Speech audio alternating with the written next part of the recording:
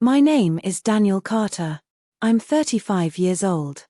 And 2 weeks ago, my parents humiliated me in front of 38 guests at their wedding anniversary. Not behind closed doors. Not in whispers. They did it with a microphone in their hands and smiles on their faces. They turned me into a joke. And everyone laughed. 38 people watched me stand there, frozen, while my own family proved I was never really one of them.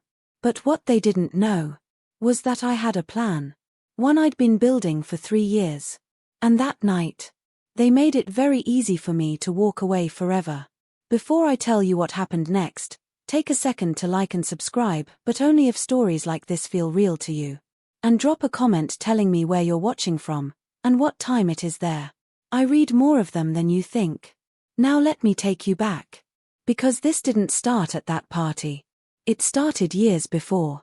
In my family, there were 2 roles. There was my older sister, Claire. And then there was me. Claire was the golden child. Perfect grades. Perfect career.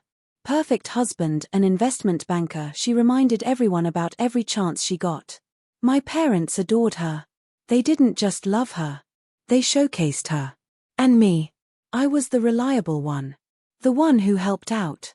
That's how they described me to people. This is Daniel, he helps out. Not what I did. Not what I achieved. Just helpful. I handled things no one else wanted to deal with. Fixing stuff around the house. Driving my parents to appointments. Babysitting Claire's kids sometimes 3-4 nights a week. For free. Always for free. At first, I told myself that's just what family does. You show up. You help. You don't keep score. But over time, you notice patterns. Like how Claire never gets asked to sacrifice anything. Or how your time is treated like it's worth less. Because it's always available. And here's the part they never knew. 3 years ago, I started something. Quietly. I was working a normal 9 to 5 in IT support. Nothing impressive. At least, not to them. But after work, I started freelancing. Web design. Small clients at first. $300 here.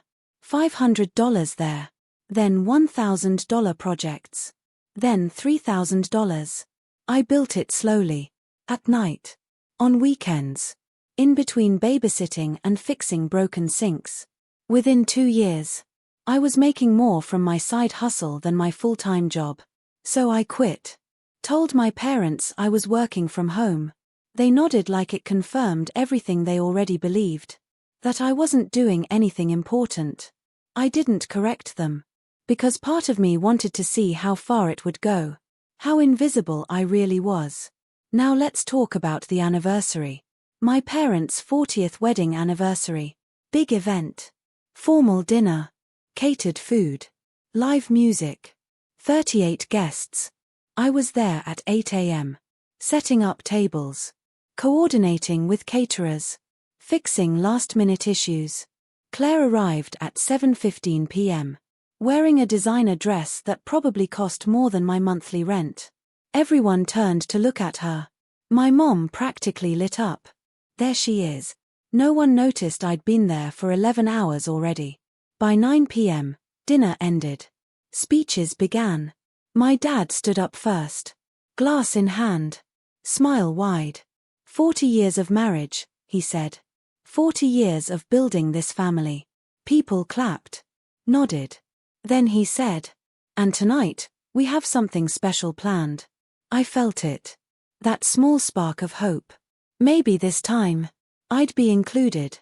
We're taking a family trip to Greece next month. Cheers. Applause. Claire grabbed her husband's arm, smiling. I smiled too. For a second. I felt like I belonged. So I asked, when do we leave? And just like that, everything stopped. My dad looked at me, then laughed. Into the microphone. Oh, Daniel, he said. You're not coming. Laughter. Real laughter this time. I felt my chest tighten. Wait, what? My mom stepped in. Still smiling. We figured you'd stay and watch Claire's kids. More laughter. Someone has to be responsible, my dad added. 38 people. Watching me get assigned a role. Not asked. Assigned. Claire leaned over and whispered. You're better with them anyway. That was it. That moment. It clicked. I wasn't overlooked. I wasn't misunderstood. I was useful. And that's all I'd ever been to them. I nodded. Smiled. Played along. Of course, I said. Then I walked out of that room. I didn't make a scene. I didn't argue. I just left. That night, I went home, sat on my couch, and opened my email. Because 3 days earlier, I had received something. An offer. A tech company in Austin. They wanted to acquire my freelance business. 6 figures upfront. Plus a long-term contract. I hadn't responded yet. Because I was still tied to my life here. But after that night, there was nothing tying me down anymore. Except one thing. Closure. The next morning, I went back to my parents' house. They were in the kitchen, planning outfits for Greece. I'm not watching the kids, I said. Silence. My mom turned slowly. What do you mean? I won't be here. Claire frowned. What are you talking about? I'm moving, I said. Next week. To where? My dad asked. Austin. For what job? Claire added. I looked at them. All of them. And realized something. They didn't know me at all. I sold my business, I said. Silence again. Different this time. What business? My mom asked. Exactly. That one, I said. The one you never asked about. Claire laughed nervously. Okay, but seriously, what about the kids? I shook my head. No. You can't just leave, she said. I'm counting on you. You planned around me, I replied. You didn't include me. My dad's voice hardened. This is selfish, Daniel. I almost laughed. Was it selfish when you uninvited me from the trip? No answer. Or when you told 38 people I'm basically your unpaid babysitter? Still nothing. And that's when I said it. Calmly. Clearly. I have value. The room went completely still. Just because you never saw it, doesn't mean it wasn't there. I turned around. Walked out. And that was the last time I saw them. A week later, I was in Austin. New apartment. New life. The deal closed. $180,000 upfront. Plus monthly income that replaced everything I used to earn. No babysitting. No being the helper. Just me. 3 months later, I got a message. From Claire. Hey, we're struggling without you. Can we talk? I stared at it for a long time. Then I replied. I hope you figure it out. And I meant it. Not out of anger. Not out of revenge. But because for the first time in my life, I wasn't responsible for fixing everything. From a psychological perspective, this is called being the family scapegoat or utility child. One child is elevated. The other is used. And the dangerous part is, it feels normal. Until it doesn't. If you take anything from this story, let it be this.